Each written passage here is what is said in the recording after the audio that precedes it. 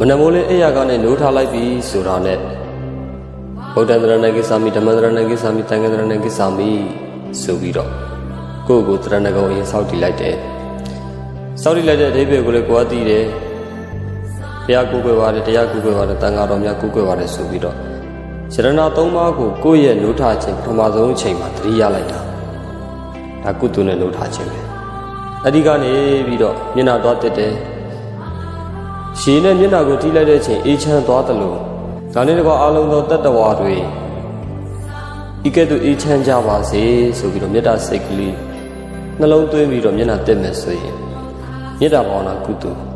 ကိုတနေ့တာရဲ့နိုးထခြင်းတွေကိုအဲ့ဒါလိုလေးအစာပြုလိုက်မယ်ဆိုလို့ရှိရင်ကုသိုလ်နဲ့နေ့တစ်နေ့ကိုအစာပြုလိုက်ခြင်းပါပဲကျက်တည်မင်္ဂလာရှိရဲ့နိုးထခြင်းပါပဲဒီထက်ပိုပြီးတော့တန်နိုင်တယ်ဆိုလို့ရှိရင်ဘုရားရှိခိုးခြင်းတောက်တော်ရေကတ်ခြင်းပန်းကတ်ခြင်းဆွမ်းကတ်ခြင်းစီမီကတ်ခြင်းဒါတွေကိုလည်းပြုလုပ်လို့ရပါတယ်